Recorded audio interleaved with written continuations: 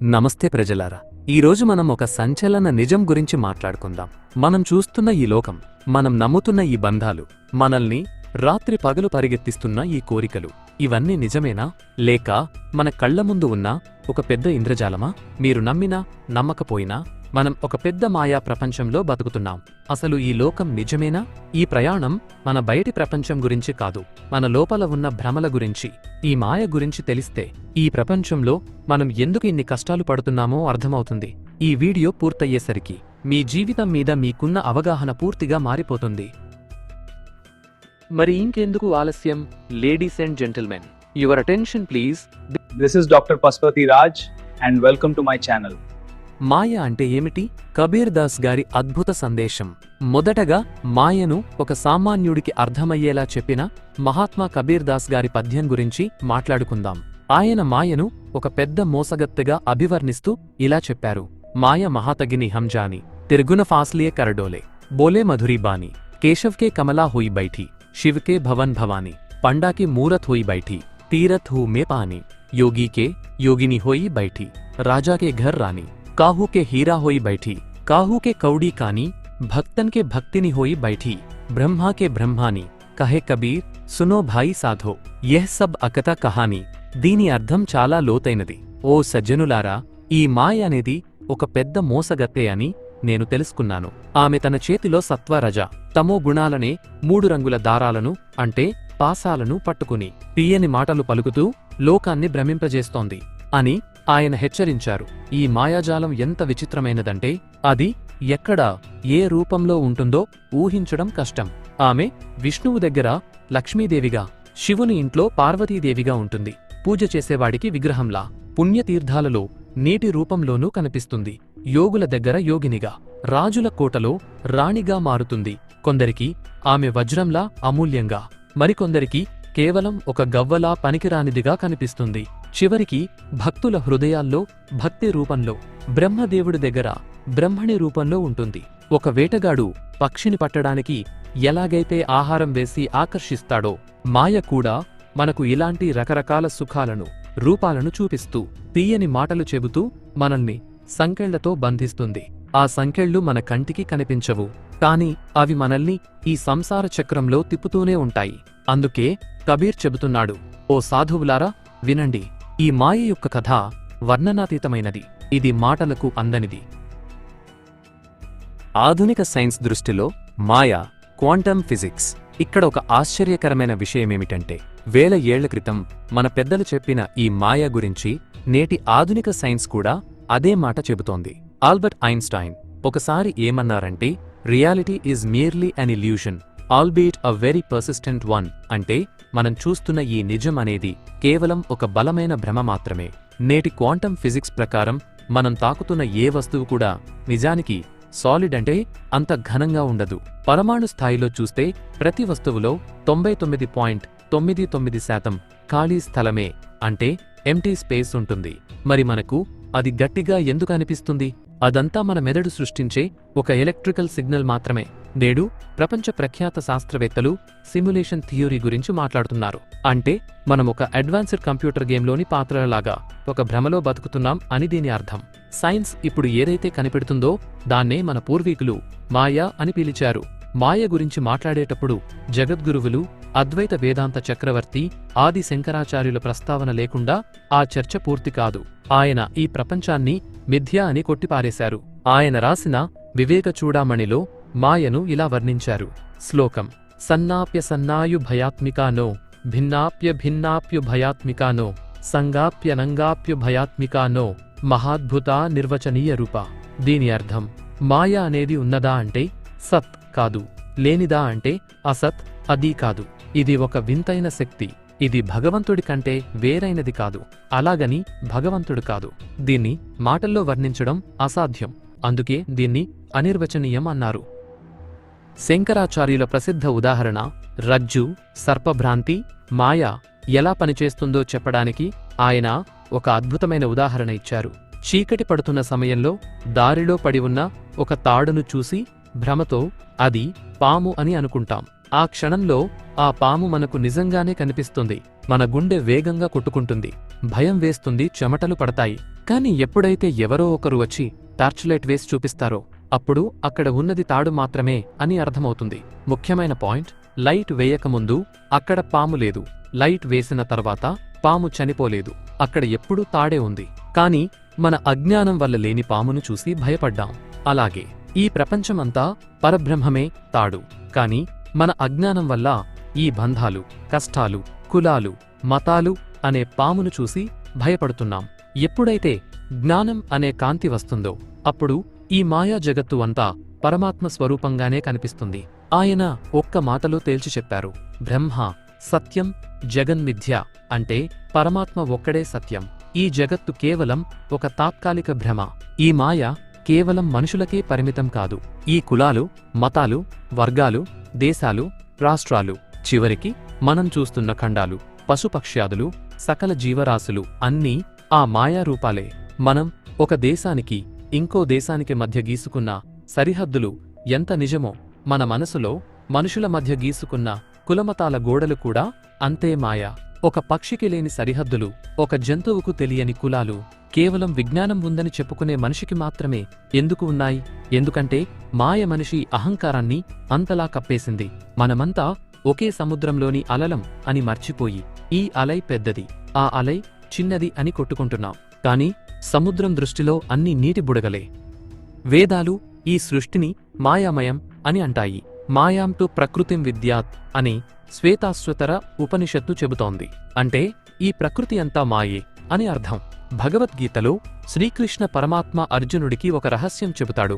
దైవీ హేషా గుణమయీ మమ మాయా దురత్యయ మామేవ ఏ ప్రపద్యంతే మాయామేతాం తరంతితే. దీని అర్థమేమిటంటే, ఓ అర్జున, నా ఈ మాయ దైవికమైనది, 3 గుణాలతో కూడుకున్నది. దీనిని దాటడం ఎవరికైనా చాలా కష్టం. కాని ఎవరైతే నన్ను అనన్యభావంతో శరణు వేడుకుంటారో వారు మాత్రమే ఈ మాయను దాటగలరు అని కృష్ణుడు స్పష్టంగా చెప్పాడు. మాయ అనేది భగవంతుడి యొక్క శక్తి. అది మనల్ని సత్యం వైపు చూడనివ్వదు. కేవలం ఈ తాత్కాలిక ప్రపంచం వైపు మాత్రమే మన దృష్టిని మళ్లిస్తుంది. వేదాలు కూడా ఈ సృష్టిని మిథ్య అని అంటాయి. అంటే ఇది శాశ్వతం కాదు, ఒక కల లాంటిది అని అర్థం. ఇప్పుడు మనం ఆధునిక కాలంలో మాయలా పనిచేస్తుందో చూద్దాం. ముందుగా రాజకీయాలు. రాజకీయం అంటేనే ఒక పెద్ద మాయా ప్రపంచం. ఒక రాజకీయ నాయకుడికి అధికారం అంటే ఒక పిచ్చి. ఆ కుర్చీ కోసం, ఆ పవర్ కోసం వాళ్ళు ఏమైనా చేస్తారు. మాయ వాళ్లను ఎలా మోసం చేస్తుందో గమనించండి. అధికారం చేతిలో ఉన్నప్పుడు వాళ్ళు తమను తాము దేవుళ్లుగా భావిస్తారు. ఈ లోకమంతా నా కాలి కింద ఉంది అనుకుంటారు. 1000 కోట్లు సంపాదిస్తారు, ప్రత్యర్థులను అణచివేస్తారు.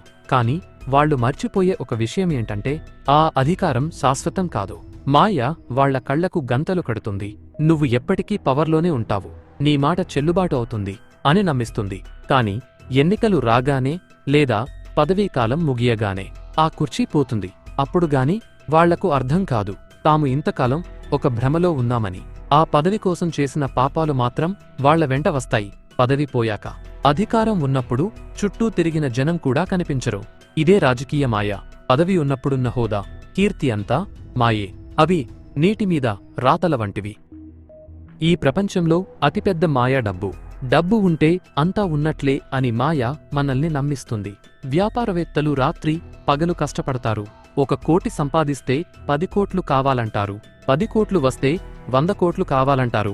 ఈ పరుగు ఎక్కడాగుతుంది? ఎక్కడా ఆగదు. ఎందుకంటే మాయ అతనికి తృప్తిని ఇవ్వదు. డబ్బు అనేది కేవలం ఒక సాధనం మాత్రమే. కాని మాయ దానిని ఒక గమ్యంగా చూపిస్తుంది. డబ్బు ఉంటేనే నీకు సమాజంలో గౌరవం, డబ్బు ఉంటేనే నీకు సుఖం అని నమ్మిస్తుంది. కాని లోతుగా ఆలోచించండి. ఒక మనిషి ఒకేసారి ఎన్ని బెడ్ల మీద పడుకోగలడు? ఒకేసారి ఎన్ని కార్లలో ప్రయాణించగలడు? ఎంత సంపాదించినా తినేది అదే అన్నం. కాని మాయ మాత్రం ఆ కాగితం ముక్కల వెనుక మనల్ని పరిగెత్తిస్తుంది. చావు దగ్గరకు వచ్చినప్పుడు ఆ బ్యాంకు బ్యాలెన్స్ కాని, ఆ ఆస్తులు కాని ఏవీ మన ప్రాణాన్ని కాపాడలేవు. చివరికి ఆ సంపాదించిన 1 రూపాయి కూడా మన వెంట రాదు. అయినా సరే మనిషి ఆ మాయలో పడి మోసపోతున్నాడు. మాయ ప్రభావం స్త్రీల మీద ఒక రకంగా ఉంటుంది. ఆడవాళ్లకి బంగారం, నగలు, ఖరీదైన పట్టుచీరలు అంటే విపరీతమైన ఆకర్షణ. ఇది మాయ యొక్క ఒక రూపం.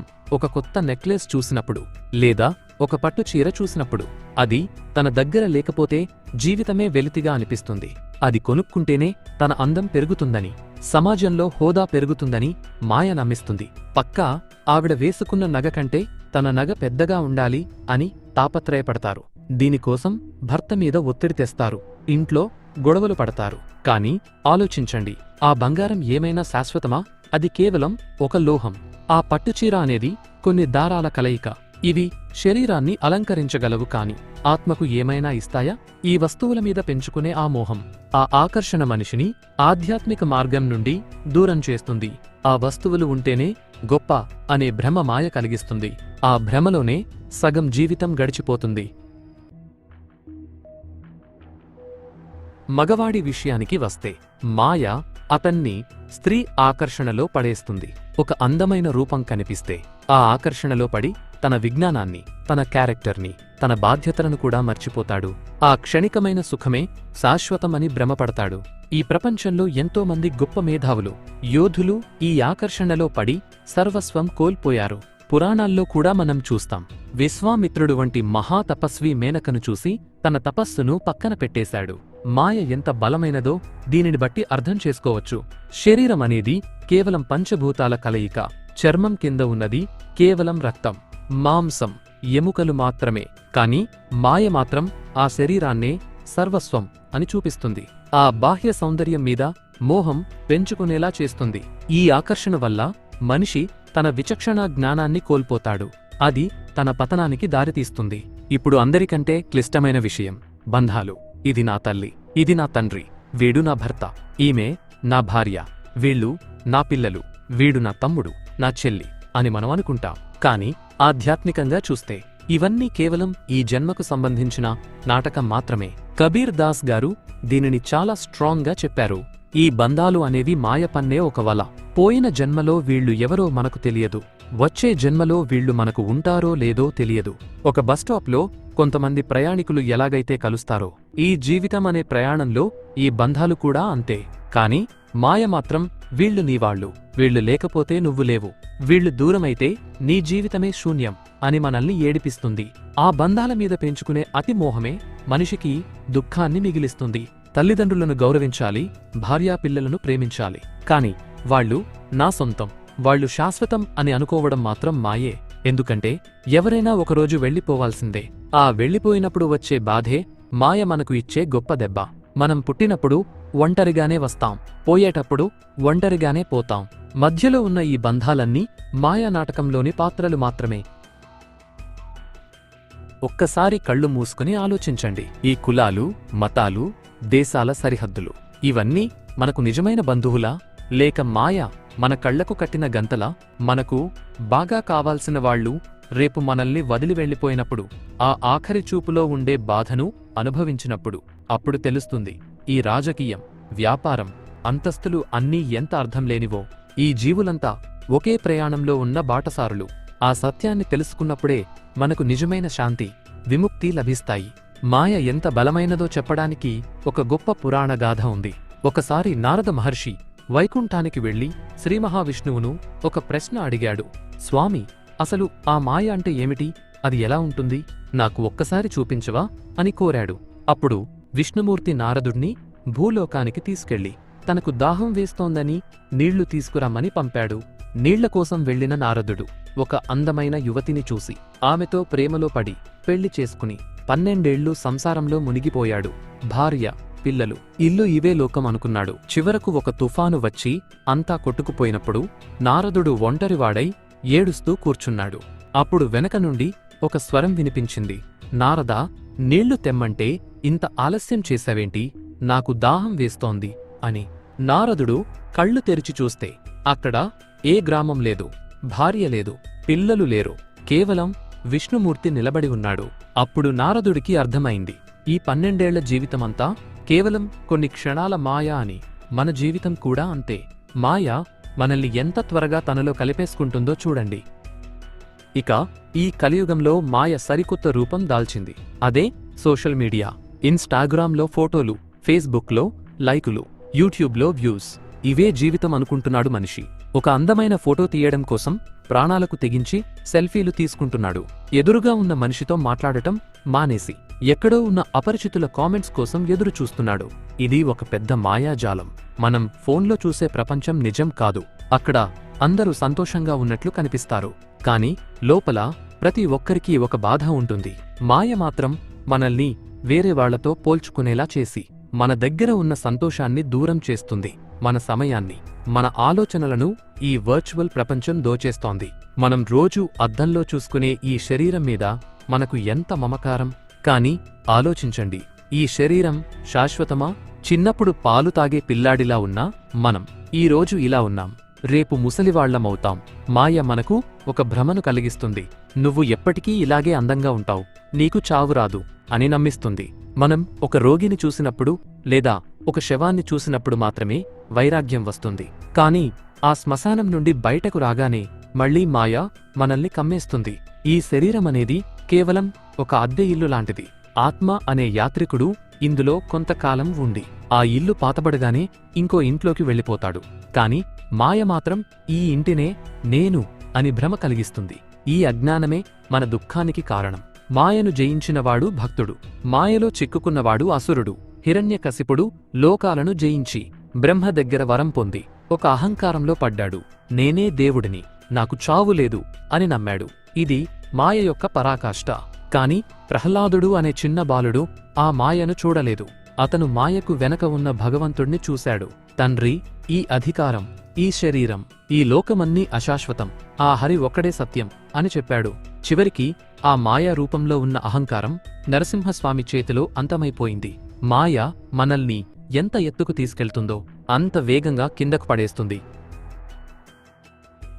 మనం చూస్తున్న ఈ చెట్లు, పుట్టలు, ఇళ్ళు, వాకిళ్ళు అన్నీ మాయే. ఏది ఎప్పటికీ ఉంటుందో అది సత్యం, ఏది మారిపోతూ ఉంటుందో అది మాయ. మన శరీరం, మన ఆలోచనలు, మన కోరికలు నిమిష నిమిషానికి మారిపోతుంటాయి. ఈ సృష్టిలో ఏదీ స్థిరంగా ఉండదు. ఒక సినిమా స్క్రీన్ మీద బొమ్మలు ఎలాగైతే మారుతుంటాయో ఈ ప్రపంచంలో దృశ్యాలు కూడా అలాగే మారుతుంటాయి. కానీ మనం ఆ మారే బొమ్మలనే నిజమని నమ్మి అసలైన స్క్రీన్ని, అంటే భగవంతుడిని మర్చిపోతున్నాం. అజ్ఞానమే మాయకు పెట్టుబడి. మరి మాయ నుండి బయటపడటం ఎలా? మాయ చాలా శక్తివంతమైనది. దానిని జయించాలంటే దానికి కొన్ని మార్గాలు ఉన్నాయి. సత్సంగం, జ్ఞానులతో తిరగడం వల్ల మనలోని భ్రమలు తొలగుతాయి. ఆత్మవిచారణ, నేను ఎవరు, నా గమ్యం ఏంటి అని నిరంతరం ఆలోచించడం. నిష్కామ కర్మ, ఫలితం మీద ఆశ లేకుండా బాధ్యతను నెరవేర్చడం. ఎప్పుడైతే మనం ఫలితం మీద ఆశపడతామో అక్కడ మాయ మనల్ని పట్టేస్తుంది. శరణాగతి, మాయను సృష్టించిన ఆ పరమాత్మను శరణు వేడటం. మనం ఎప్పుడైతే భగవంతుణ్ణి గట్టిగా పట్టుకుంటామో అప్పుడు మాయ మనల్ని ఏమీ చేయలేదు. ముగింపుగా నా విశ్లేషణలో నేను చెప్పేది ఒక్కటే. చివరగా ఒక్క మాట, మనం చూస్తున్న ఈ రంగుల ప్రపంచం ఒక కల లాంటిది. రాజకీయం, వ్యాపారం, బంగారం, ఆకర్షణ, బంధాలు ఇవన్నీ మాయ వేసే ఎరలు. ఆ ఎరలో చిక్కుకోకుండా జీవితం అనే సముద్రాన్ని ఈదాలి. బంధాలు ఉండాలి, కాని అవి బంధనాలు కాకూడదు. బాధ్యతలు ఉండాలి, కాని అవి భారాలు కాకూడదు. కబీర్ దాస్ చెప్పిన ఆ 3 రంగుల దారాలను తెంచుకుని సత్యం వైపు అడుగు వేద్దాం. ఈ మాయా లోకాన్ని చూసి మోసపోకండి, మేల్కొనండి, సత్యాన్ని తెలుసుకోండి. ఆ సత్యమే మిమ్మల్ని శాంతి వైపు తీసుకెళ్తుంది. ఎండమావులను చూసి నీళ్లు అనుకుని పరిగెత్తడం మానేసిన రోజే మనకు నిజమైన శాంతి లభిస్తుంది. సత్యమే పరమాత్మ, సత్యమే ఆనందం. ఈ వీడియో మీకు నచ్చితే మీ జీవితంలో మీరు ఎదుర్కొన్న మాయా అనుభవాలను కింద కామెంట్ చేయండి. ఈ నిజాన్ని మీ స్నేహితులకు కూడా షేర్ చేసి వారిని మేల్కొల్పండి. మరిన్ని ఇలాంటి ఆధ్యాత్మిక విషయాల కోసం నా ఛానల్ని సబ్స్క్రైబ్ చేసుకోండి. సర్వం శ్రీకృష్ణార్పణమస్తు.